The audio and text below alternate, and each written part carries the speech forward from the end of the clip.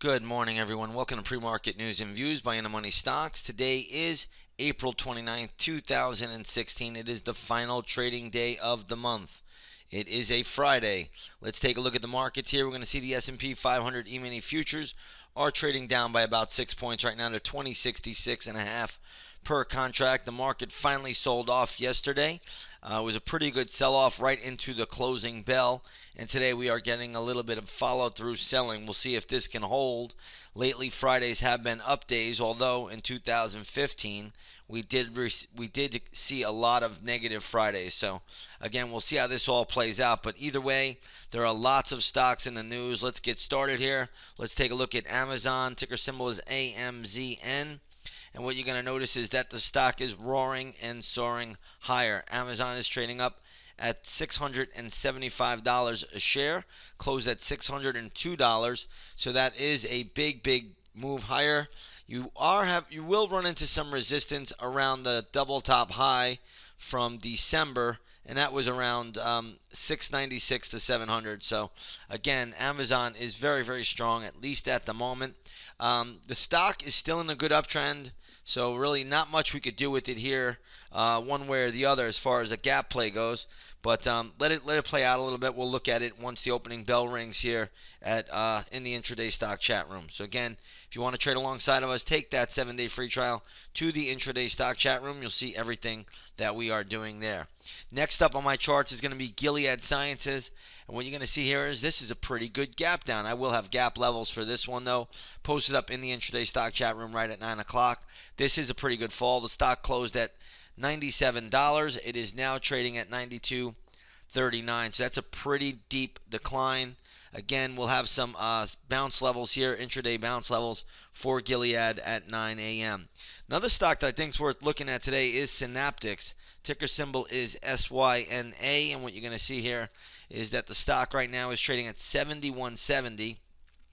It closed at $81.10, so this is a pretty good move lower for Synaptics. I'm going to try to have some levels here. Again, it is on the thinner side, so on a normal day, the stock probably trades 380,000 shares. Today, you're going to get much higher volume, but it is a little bit of a tougher trade when you got it's generally trades below 1 million shares a day. So any stock that trades below 1 million shares a day, those stocks can whip past levels sometimes. You have to be a little bit careful with that. But either way, we'll look at this one once the opening bell rings. Let's take a look at Western Digital. WDC is the ticker symbol here. Stock is trading at $45.45. It closed at $46.06. When I see a stock like this gapping down, first thing I do is look at the range, and at the low end of the range on this stock on the daily chart is $40.50. So if it got down to $40.50, we may take a stab at it there. Again, they missed earnings. Disk drive company.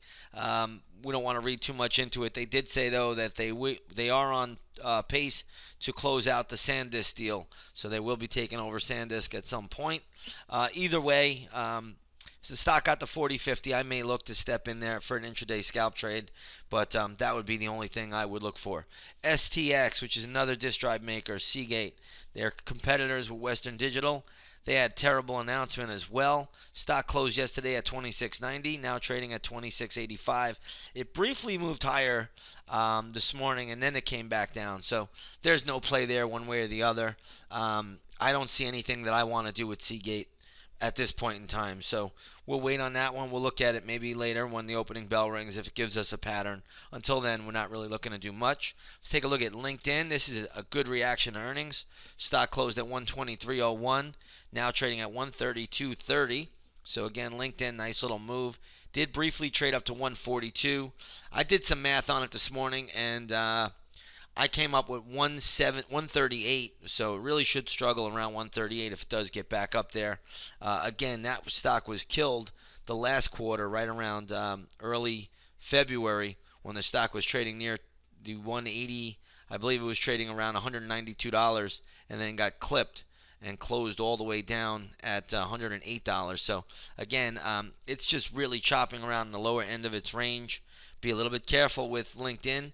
But like I said, if it got down up to around 138 today, I do think that would be very good resistance. Let's take a look at Expedia. Nice little gap up there. Stock closed at $107. Now trading at $118.85. So good little pop there. I'm going to have levels for Expedia today on resistance points. So again, I'll put those in the intraday stock chat room at 9 o'clock in the morning. If you want to trade with us there, come on over, take a 7-day free trial to that intraday stock chat. You'll see everything that we are doing there. And again, I will have gap levels posted at 9 a.m. Juniper, let's take a look at that one. Nice little move higher, closed at $23.41, now trading at $24. So a nice little uptick. I don't know if there's much we would do with it right now. We'll look at this one once the opening bell rings. Let's go to Skyworks Solution, SWKS. And what you're going to see here is stock is trading at 70.20, closed at 71.78. So definitely a little on the weaker side. This stock is closely tied to Apple as well. So you got to watch Apple when you trade this one. Let's go to ExxonMobil. What you're going to see here is they reported earnings. Stock closed at 88.03, now trading at 88.50.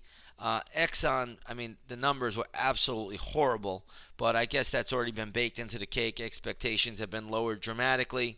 You could read all about it. But again, we'll be looking at this one once the opening bell rings. I will have gap resistance levels for Exxon, just in case they get there. I do think the stock is already overbought, so I really don't expect a whole lot of upside. But if it does hit our upside objectives, we'll get some scalp shorts on the equity. All right, let's take a look at RCL, which is Royal Caribbean. This stock is trading at 78.50 right now, closed at 76.02. So decent little gap up this morning. I have resistance levels for this one. It has faded already, so just as I've been doing this broadcast, you can see how this has faded already. So again, we'll keep it on the radar. Chevron reported earnings today as well. They just came out a few moments ago. Horrible earnings, but that was expected already. Stock closed at 102.40, trading at 101.50. I don't think there's much we're going to do with this either way. This is a stock that looks very top heavy to me either way. Let's take a look at Phillips 66. I think they had earnings as well. Stock is trading at 85.25, closed at 87.79. I like $79 if it can get down there. Again, this stock has a tendency to overshoot levels, so be a little cautious with it and aware of that. But again, if it got down to $78, I think you probably could step in for a scalp, but we'll look at this one once the opening bell rings today. All right, gold is trading up $13 again to $1,279.60 an ounce. Gold just continues to be on a tear, and I think that will remain the case. I don't think it'll go up every day, but it is just basing sideways on a long daily and weekly chart, and that's strong for gold. And remember, gold is moving higher on the back of a lot of central bank chatter. Bank of Japan, they're keeping their negative interest rates. Negative interest rates are positive for gold. Europe is doing the same thing. All right, looking at crude oil. Crude oil is up 35 cents, back above the 46 level. Right now trading at 46.38 a barrel. Again, crude oil has been on a tear as of late and should still have some more upside momentum in the card. So we'll see how that plays out. But again, we have levels for crude. They'll be posted up in the research center. If you want those crude levels, come on over, take that 7-day free trial to the research center. You'll get all of our setups. You'll get all of our work on oil, gold, commodities, and everything else, stocks. It doesn't matter. The S&P 500, we cover it all in there. With that being said, everyone, we're going to leave it here short and sweet. I want to wish you all a great trading day, and we will see you on the charts.